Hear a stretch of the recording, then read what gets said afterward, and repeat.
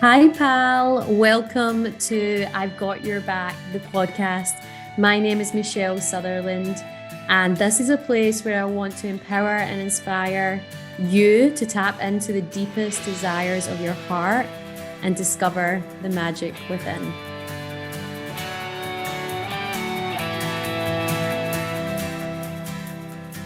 Hello, everyone. Welcome back to another episode of I've Got Your Back, the podcast. I am so excited and feeling very grateful to have an incredible guest on today.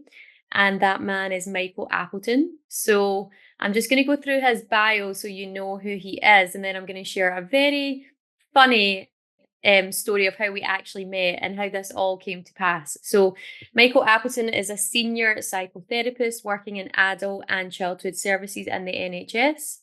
He has worked as a clinical lead for Mind and has consulted for British Airways and Go Crisis on mental health.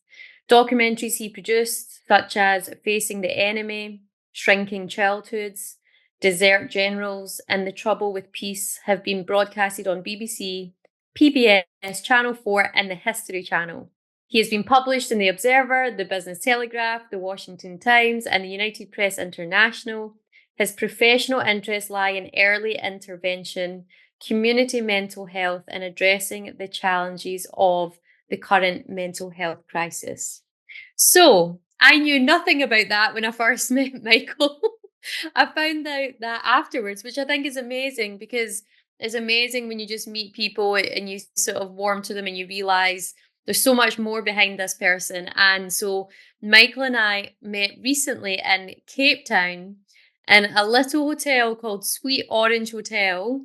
That was just off the main street in Cape Town. We met in there just at the beginning of December at breakfast. There was a communal kitchen, and Michael said hello, and I said hello, good morning. And then we just get into a bit of a conversation. And before we knew it, we were having dinner the next night, having a conversation about a lot of things, but in particular, what Michael is going to talk about today. And I really actually, as soon as we got into this conversation, I really wanted to interview him on the podcast because I just felt he had so much value and such a interesting lens on mental health or mental well-being, which I am really passionate about and have been for a very long time. And so I thought it'd be really good to get Michael on. So that is the introduction. Hello, Michael. How are you?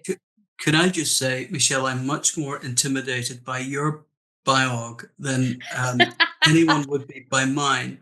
And I'm just relieved no one did an introduction on you before I was introduced because yours is very impressive. Oh, very kind, very, very kind. But anyway, I just wanted to ask you first of all, I mean, obviously we met in Cape Town. Straight away, I was like, he's got a bit of an accent, and you were like, I live in London, and I was like, I'm a bit lost here. So could you just share with people listening a bit about you, your background personally and professionally? Like, how did you end up here? And start whatever you want. Yeah, Northern Ireland might be good. yeah. Well, there is a bit of a Celtic conspiracy going on, Yeah, obviously, here yeah. between Ireland and Scotland. I was Oh, born in Belfast, and uh, I suppose it's very hard to grow up in Northern Ireland in the 70s and 80s without being interested somehow in trauma. And I was also mhm. very nosy about other people, which is probably what led me into media work. But at some point, after meeting a team of New York psychoanalysts in Northern Ireland studying the effect of trauma on post-conflict societies. And I managed to hang around with them for a little while. And by the end of those 2 weeks, I really wanted to retrain. And I heard a talk by the Jungian psychoanalyst Donald Kalsched about trauma. And it was after hearing that talk that I realized I really wanted to retrain. I couldn't afford to retrain in the United States, but I did manage to retrain in London. And after doing so, I managed to get work in the NHS, and I'm very grateful that I've been able to work in this field, starting relatively late in life. Yeah. Well, I'm glad you're in it too because of what we spoke about and because of the work you're doing. I was just one of the things we spoke about in Cape Town was a little bit, but we spoke on a bit more on it since is, you know, just the state of play within the UK and Northern Ireland. And I think it's good to focus on those places. You've obviously born in Northern Ireland and you said there, it was hard not to be curious about conflict in terms of where you grew up. So it'd be good to get your understanding on the state of play within the UK and Northern Ireland around mental health or mental well-being. Like, where are we at? Scotland, Yeah, England, Northern Ireland. I don't think it's any secret that we're in some sort of a mental health crisis. Mm, I think people who work in mental health noticed it deepened after 2020, after COVID, but maybe it was already, we're already becoming quite an anxious society. I think we became more anxious. It's funny, isn't it? Because before lockdown, the threat to us was being locked in our houses. And by the time mm, the gates opened, we kind of peered into the outside world and thought, you want me to go out there? So the threat did a 180 switch. And I'm not sure we've all the way recovered yet from mm, that.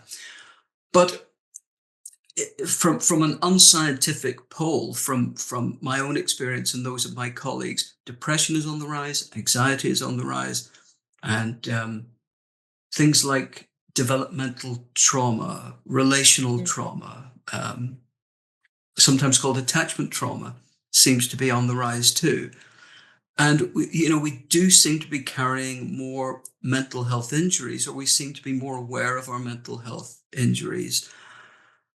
And I suppose the strange thing that's going on is that while we're more aware of it, I'm not sure that we're masking it any less. And we learn to mask in very early life.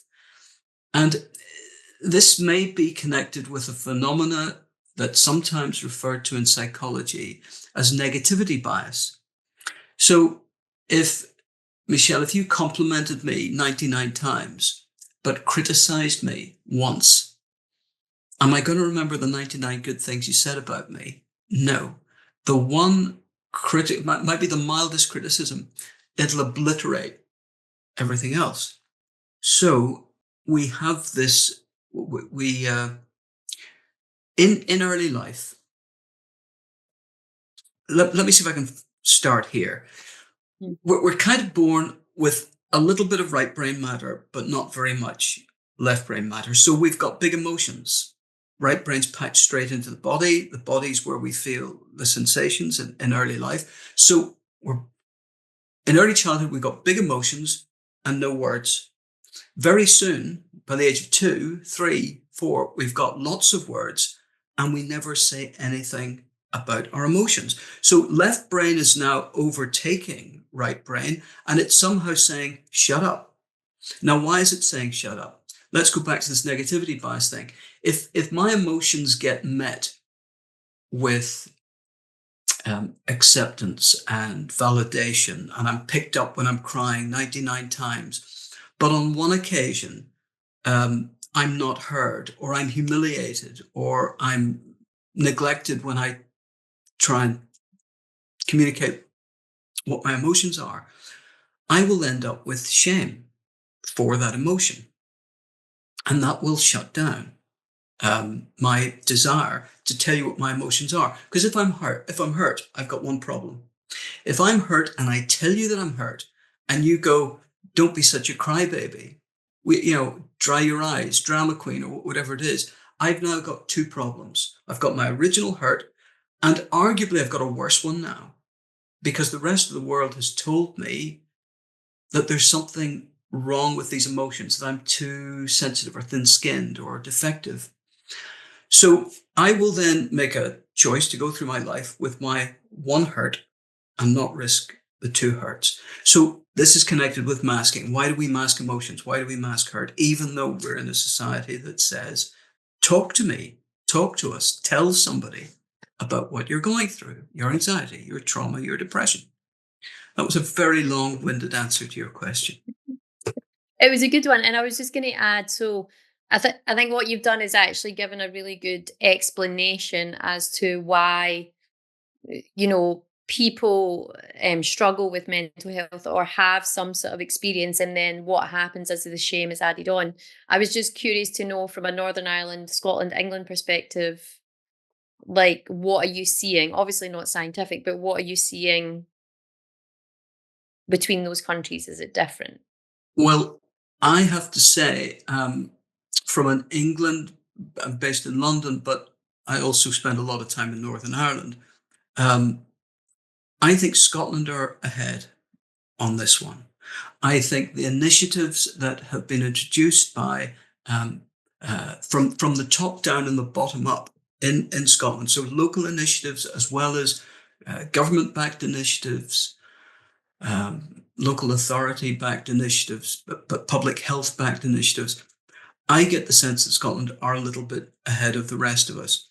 Mm. I think there have been really concerted efforts to break down these barriers in society about talking about this stuff. So, for instance, within football culture in Scotland, various initiatives have been tried for, to target young men, because young men happen to be particularly vulnerable to suicide. And Scotland has struggled really big time with this, but so has the rest of the UK. And certainly so has Northern Ireland and the Republic of Ireland as well.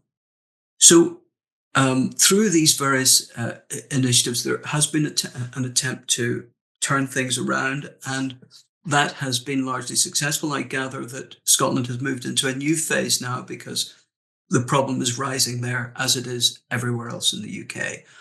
But none of us has got the answer to this problem. Mm. Although you did say something to me about shame and community, or community potentially being a solution to shame. So I do want to come on to that a little bit later, because I do, as soon as you said that to me, I was like, absolutely, yes, that makes sense.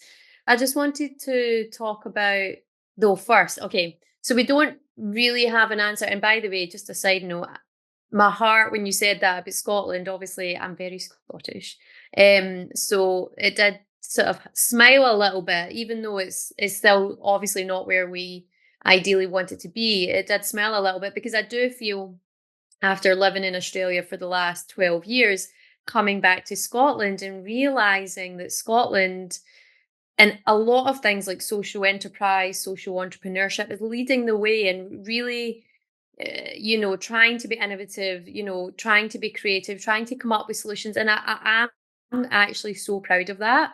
Like, I'm so proud as a country and as, a collective, that Scotland is actually looking at all of these challenges we have, whether it's people, whether it's business, and sort of saying, here, like, let's do something that really takes care of people. Let's do something that really is leading edge.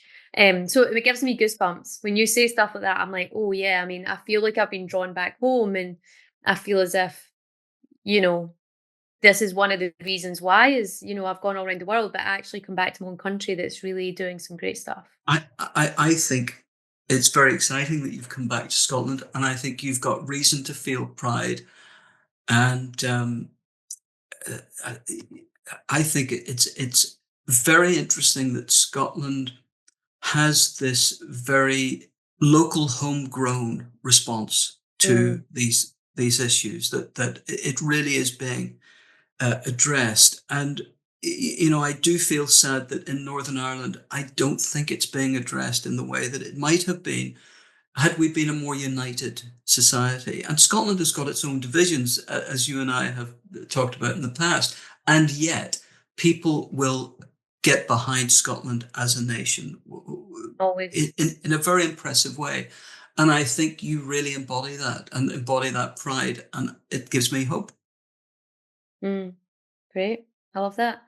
So we also spoke about, there's this challenge that exists. And obviously from 2020 till now, I would agree, my observations have been that a lot of people talk to me about their anxiousness, feeling depressed, and this sort of shame and guilt that's attached to it. So this two-pronged challenge, which you've said to me, like, arguably the shame and the guilt is even greater or just about the same as the anxiousness and depression as well that people are going through. You mentioned that, in the bid to sort of come up with solutions and think about how do we work through this, you actually checked out an AI tool, which is at our fingertips now, which I think is great in lots of ways. And what came up? What came up when you sort of put this Yeah, challenge to the AI? if I can just go back a little bit over what you're saying, because it's very important. According to the World Health Organization, 350 million of us are suffering depression. Now, that's an outdated figure. The real figure is incalculable. In a population of 8 billion people, it is going to be an appreciable number. There are more people who suffer anxiety than depression. Anxiety is now very common. Trauma, for various reasons, and some of it's controversial, does seem to be on the rise. People are acquiring all kinds of mental health injuries. Is the biggest problem depression and anxiety and trauma? Well, it might be and it might not be. The biggest problem might be that people with depression attack themselves for their depression. People with anxiety criticize themselves for their anxiety. People who are struggling with various other psychological injuries end up attacking themselves for these things, which pushes our state down lower, pushes our anxiety up higher. If I'm saying horrible things to myself, my brain doesn't distinguish that from if someone's putting a rock through my window. It's experienced as an attack, which isn't doing my depression, if I'm depressed, or my anxiety, if I'm anxious, any good at all. So the problem may not just be our mental health. The problem is how we respond to our mental health. Hmm. And going back to this question of what's shame doing at the moment, it's when we're studying psychology, or when we're studying even in the very basic stuff about human nature in school, what we're taught is that shame is a very important evolutionary energy, evolutionary force, evolutionary emotion that stops us doing bad things. And if we do bad things, we feel shame, and it inhibits us from doing bad things again. So why is it then that powerful people in organizations get away with humiliating junior staff while their victims are left isolated and shamed? Why are we in mental health services saying trauma symptoms among the injured rather than their attackers, depression in the victims rather than the perpetrators, anxiety in the bullied rather than the bullies, self-loathing in the abused rather than the abusers?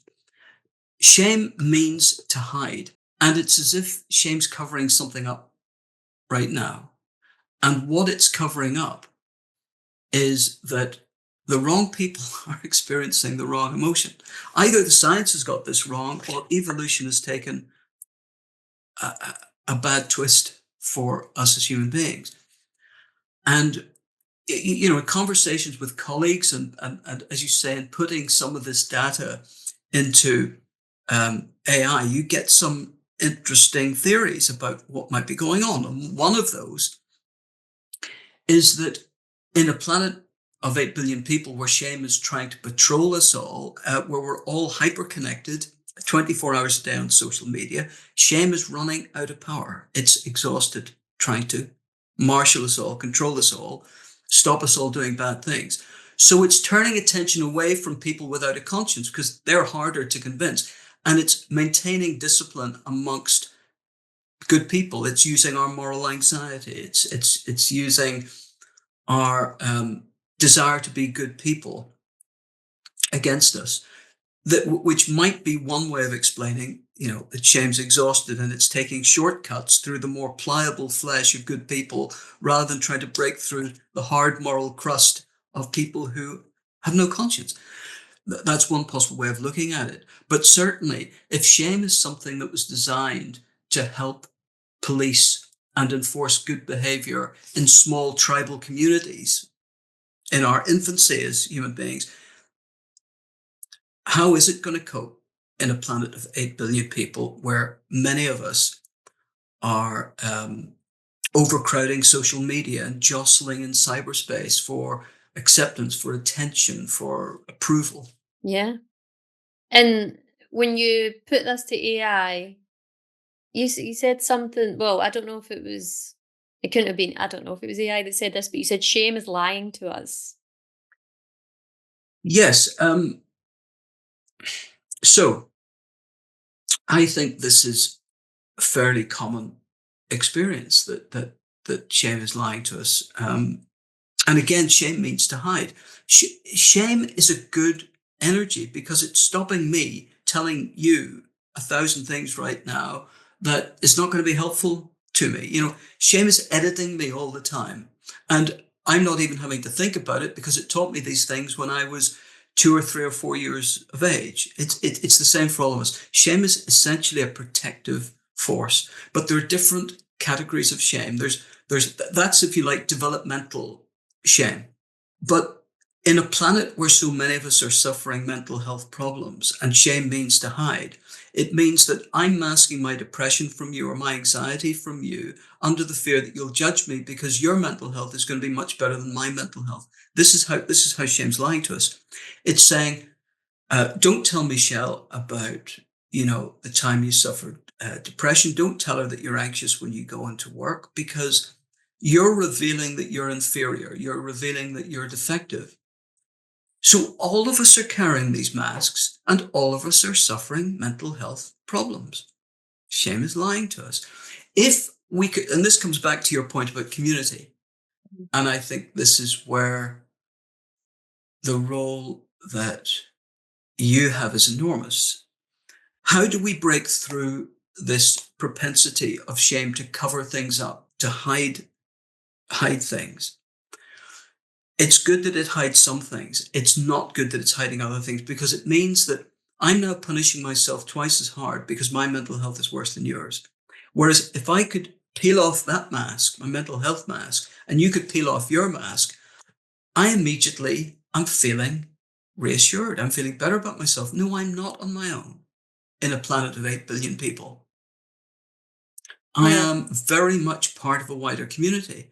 But who's going to take their mask off first? I'm not going to take my mask off first because it's too dangerous. If I get caught out, if I'm the only person amongst 8 billion, shame is going to tell me, don't risk it. Trust me, you don't want to know. It's telling me the wrong thing. Yeah. And so ultimately, then, building communities and creating communities that feel safe can create a solution for shame or for that first mask to come off. Yes. And I remember you said something to me like, you can only do so much in one-to-one work with someone because they come to you, through the NHS and they say, right, well, I'm suffering this, I'm suffering that. And you're like, okay, so, you're doing your thing as a professional in this space. However, if you're in a community, that feels safe with 10 people, and one person decides to open the mask, then that then creates a space for other people.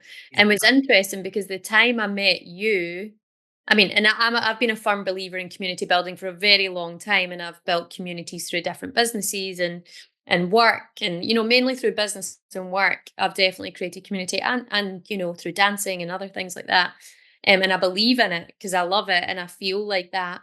However, around about the exact same time I met you, I got invited in Cape Town on the first night I arrived there to a conscious leadership event with a very experienced leader woman in Cape Town. And she brought a group of young people, so sort of in their 20s, 30s, together because it was our son's friends to really talk about conscious leadership. And actually, one young man took the mask off, and the ripple effect of what that did in the room and how we all connected was unbelievable. And it was literally in this woman's front living room. And she's been doing this group for 7 years every Monday night, Mindful Monday, she calls it. That's it.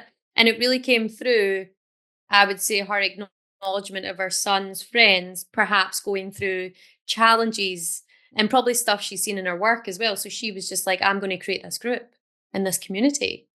And it was phenomenal. So when you said that, like, community, the one sentence I remember was community can be a solution to shame, which ultimately could help with anxiousness, depression, trauma. Then I thought, wow, like the more communities we create, the more we start to allow Yeah. a safe place for these masks to come down. Yeah. I mean, it's absolutely true. And at the same time, communities can mask this. And we do mask this in communities as much as anywhere else. So it's exactly as you're saying. It needs to be a community with a very particular view on this. And I would say, that view is compassion focused, compassionate mind focused, which is a, a protocol, a therapy devised by Professor Paul Gilbert. You're right to say that our one-to-one therapy room models are struggling now to deal with what we're dealing with. So if you're struggling with trauma, depression, anxiety, shame, and I'm saying to you, as a therapist in one of these rooms, you've no reason to feel any of these things. You don't reason to feel badly, and here's all the reasons why from your background. There's no reason for you to feel badly. Well, I'm a therapist, and as far as you're concerned, I'm paid to say this stuff. I mean, are you really going to feel better if a therapist says, "Oh, well, that's you've nothing to feel ashamed of"? But if you put people in a group, and we all have this to some extent, we are horrible to ourselves. We've got a deficit of self-compassion, again, working through the compassion-focused model. Those of us, and most of us are pretty horrible to ourselves, but we tend to have a surplus of outward flowing compassion. Now, because I'm horrible to myself, I'm not going to tell you anything, because I'm assuming if I'm horrible to myself, you're going to have the same judgments that I'm going to have. That's what shame tells you. Don't tell Michelle, because she'll feel exactly about this as you do. What shame's not telling me is that if you're a self-attacker like I'm a self-attacker, you're going to have a huge amount of empathy and compassion for me that you don't have for yourself. And it'll be the same in reverse. I'm going to have a lot for you that I have for myself. Now, if you put 10 or 12 people in a group, eventually they'll heal each other, because all of them are suffering with shame and self-attack. But as they get to know each other, the compassion in the room is going to be healing for each person in that room. And that's what many of us who've run compassion-focused therapy groups find. So there's a scaling up here. Not only is there a scaling up here of the best counterblast to shame, which is compassion, there's a way of capturing and leveraging this energy that becomes a naturally healing energy that shame obstructs us from experiencing, prevents us experiencing it. Yeah, I love that. Compassion, community is really the solution to a lot of these things. And you mentioned before, I can't remember if it was in this call or in this conversation. No, it wasn't this call. It was another one where you said, we are humans evolving.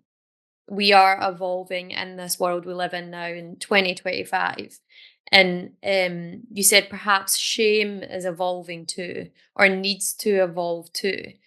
Where do you think we're at in terms of humans, in terms of evolution? What is it we need to be mindful of with everything that you've shared as where we're at? What do we really need to be mindful of, and what can we really tap into? Is it finding more communities that are aligned with your values? Is it, what are those things? Where do you feel we're at in terms of human evolution, and then this evolution of shame as an emotion? I don't know if that makes sense. Yeah, we're certainly suffering from something, Yeah. and if shame is controlling us now by getting us to sacrifice our mental health. That is not a good twist in our human evolution. And there's no question that mental health is taking a hit now. And we could speculate as to why that is.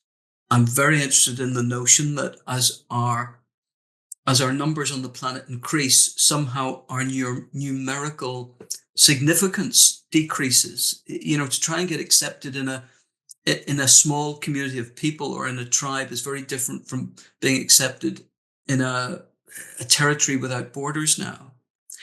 There's something going on, and it's very hard to know exactly what that is, and I've completely lost my train of thought because you actually asked me a question, and You said in the very beginning, as we were younger and growing up, in the right brain, we have these series of emotions. yes, yeah, correct. And, as you evolve as a human, somewhere through childhood, there's sort of, the right brain starts to push them down and say no because you had a trauma or experience, and Yes, we sort of evolve. And now we're an adult in 2025, like where there's like you said, we're hyper connected 24 hours a day, or can be. I see it in every generation. Baby boomers addicted to you, like literally watching YouTube nonstop. Young people on Instagram or TikTok, like it is. So we're sort of, and then the emotions, like, I mean, I love how we're actually talking about the evolution of emotions. I've never really had that conversation before. So specifically talking about the evolution of shame and the human evolution, like, where are we at and what are the things we can start to think about to make there's sure we do evolve in a way yeah. that's healthy and well for us? It's a really good question, and there are minds much better than mine that have turned their attention to this, and foremost amongst them is Ian McGilchrist, the psychiatrist, Ian McGilchrist, whose book is called The Master and His Emissary. He's written a shorter follow-up to that book, which is maybe a little bit more manageable because Master and His Emissary is a very big book. But one of the most interesting things that he argues in that book is that there has been a bit of an evolutionary flip. And he argues that it's a flip between the master and his emissary, that it started off with the right brain being dominant, but which is the emotional brain. Mm. But he also points out other things about that brain, that this brain is kind of very open to new information. It's always updating. Whereas left brain is a bit more, it captures information and then stores it in the freezer. And it doesn't like updating that information. But the problem is left brain has all the technology. You and I are communicating right now using speech technology, and it's our greatest masker. You ask me how I'm doing now, and I'll say, Michelle, I'm doing absolutely fantastically. The evidence suggests that you won't believe what I say as much as what I'm doing, but still, speech is our greatest technology. So one of the things that Ian McGilchrist points out is that along the corpus callosum, which are the fibers that join the two hemispheres of our brain, there are ways of inhibiting information. But right brain tends not to stop information coming from left brain. Left brain, on the other hand, is very good at putting the brakes up on information from right brain. Right brain carries emotions. If we carry a lot of hurt in childhood, through childhood, and all of us carry some hurt, it's impossible to go through childhood without some childhood injuries, emotionally speaking. That's what growing up means, and this is where shame is very adaptive. It tells us these are the things to say and these are the things not to say, and it protects us. But if I grow up with this, and there's a buildup of pain, and the pain's going to be more on the right side, the emotional side, left brain has got this ingenious way of not feeling that pain, which is to put blockers up. So our speech brain, our speaking brain, can actually block out what I'm feeling from you and from the rest of the world. But if it keeps doing that, very soon I don't know what I'm feeling.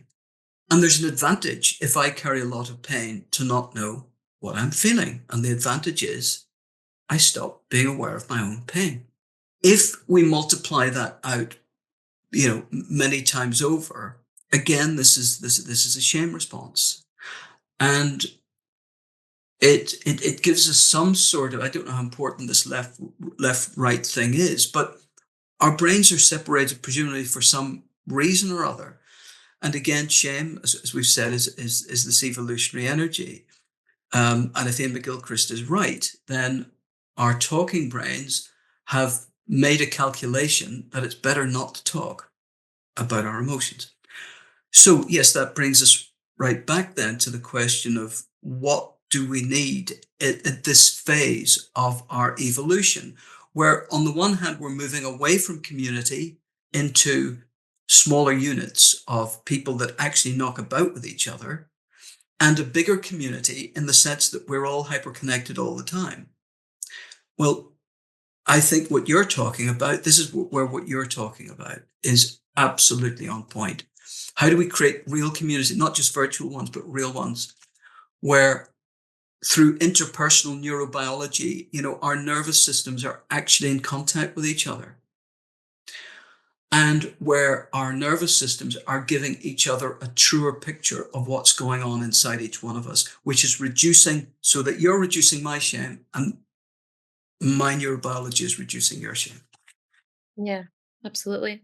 And I feel that when I enter rooms that one feels safe with people that are like-minded, or like that one in Cape Town, which was like conscious leadership, that was the whole intention of that group. You instantly have a sort of connection from a values perspective, and then that, sort of made me feel safe. But as soon as we dropped in, it almost like you could feel the energy shift and change as every single person started to speak.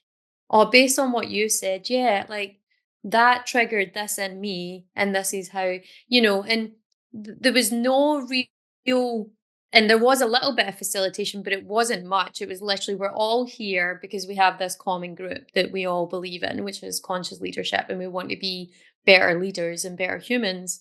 Everyone, what I'm finding more and more is every time someone speaks, they just work it out for themselves. Like they sort of hear from another person, go, oh, that's reminding me about something about myself. Blah, blah, blah. This experience did this, and this. And actually, now what I feel is this, and this. And there's never really quite, I don't really believe, and I'd love to get your opinion. Like, I don't think that should ever end, because there's always something. And that's why continuing to meet in these smaller, more connected groups, actually physically, because as you said, nervous system with nervous system things start to happen. And so I would love to know, like, is it that we just keep going with this? We keep meeting as much as possible in these smaller groups. I love what you said about the updating, that updating is a conversation that never ends. I Mm. absolutely agree with that. Um, and we can never get to the end of who we actually are. And none of us exist as a solitary, although we have the impression we do as a solitary person. We only really exist in some sort of relation to each other, in some sort of equation with each other. And so in our conversations, we will have learned things about ourselves, and the circuitry is updating. And if our fibers allow it, it will update both sides of the brain. What McGilchrist says is that the information shuffles ideally between both, as both sides update each other. And in this space as well, between people, things are changing, things are adapting. And this would be a good adaptation, I think. The very one you're talking about, the one where people become safe enough to take off the mask, and where, within reason, and where it becomes modeled for each one of us that it's safe to do so, that we won't get the self-criticism, the judgments that we give ourselves in these in a different way of engaging. We actually get all the stuff that we can't give ourselves, Mm. the good So stuff, the compassionate stuff. the surplus, I like how you got, the surplus that we have of empathy we can give to others, and then in return we get that generally. Yes. Yes. And we can't get access to it if we listen to shame. Absolutely. I just have to say this. There's two magpies just appeared at my window, which is always a sign from my granny Betty, because she always used to say, one for sorrow, two for joy. And actually, she always said, if there was only one magpie, she'd say, Michelle, we have to wait for joy. We have to find the second. And I'm just thinking about our conversation in that one to one. You actually need, and the magpie story goes on: one for sorrow, two for joy, three for a girl, four for a boy. And she would always look for more and more magpies. And now there's three. Hilarious. So I do think I just saw that little sign, and I was like, thinking about our conversation, that even as I always like to look at nature, like they always sort of come together, whether it's magpies or other animals. Like, Yeah. and in South Africa, after I left you, I went on safari and learned how elephants, like two brothers, will always stick together if there's two brothers, or if it's lionesses, two of them stick together. They're never really on their own, apart from maybe the lion, who's obviously the king, who's trying to fight off the other king. But essentially, most of the other animals are together doing their thing. So if that's us, and to help with shame, we sort of always need to come together and be able to do our thing, be able to talk, or feel safe enough to speak. There's an older wisdom that comes through your grandmother, and that I think is very powerful, and that the Swiss psychiatrist Carl Jung was very interested in synchronicity and in the primitive symbolism of signs and signals like this, and meetings between people, encounters between people. And I place the greatest significance on things like this. Mm, absolutely.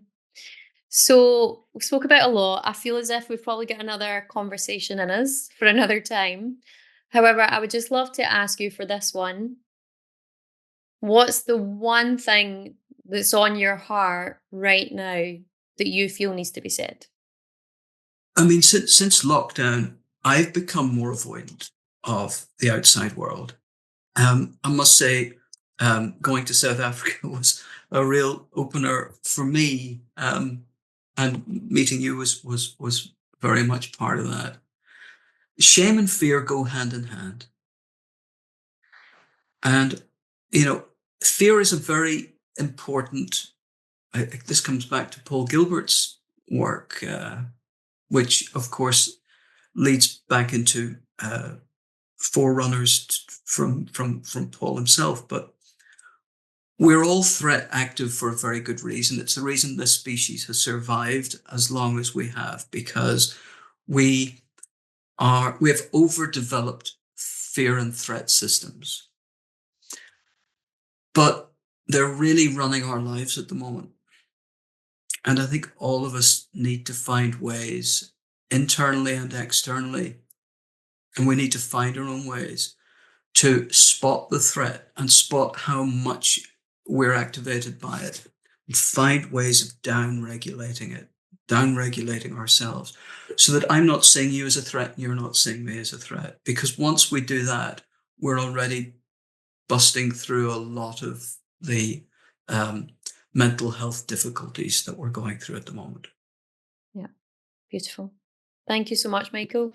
Where can people find you? If they want to learn more, they want to follow your work. I know that when I met you in South Africa, you were writing a paper on shame. You were really delving into this. So obviously we've ended up having a conversation about it. But where can people find you? Where can they connect? I don't have a website or anything like that, as yet anyway. So I've got no easy answer to that, Michelle. But I am writing about shame at the moment, and I was I did get a bit further on it when I was in South Africa, and I'm hoping to get further on it this year and maybe have something up on the internet soon. So maybe I need to come back and speak to you again about this before too long. Absolutely. I would love that. Absolutely love it, Michael. Thank you so, so much for your time. Thank you for bringing this up and into my awareness. Obviously, I knew about it, but I think you've definitely added for me a lot more context and experience and words, and actually, in a way, inspiration. The way you highlight the problem and the challenge that we're facing, but also talk about community. Because for me, that's really important. I am a community builder and a change maker. So I love that you sort of you reinforced something in me that I was naturally doing, but you've brought a whole bunch of stuff behind it that makes me more inspired to do more work in building communities and bringing people together. Well, can I say I feel exactly the same? Having met you, that this has deepened the conversation. Each conversation we've had, and each one, exactly as you said it, is updating my understanding of it. Because it's only when we have these conversations that you're able to test out your thinking with words, and then I'm getting your feedback, and that's having an effect on on my nervous system, a very good effect. And isn't that how communities start? Absolutely. Absolutely. The one for sorrow, two for joy, and then the other ones come. The magpie. Yes, Well, yes. thank you so much, Michael, and we will definitely be speaking to you again. Take care. Thank you, Michelle. Thank you so much for listening to this episode. I really hope you enjoyed it. Remember, download the Yoga Nidra right after this episode. Make sure you have a listen. It's the most beautiful guided meditation that will regenerate your mind, your body, and your soul. Take care. See you soon.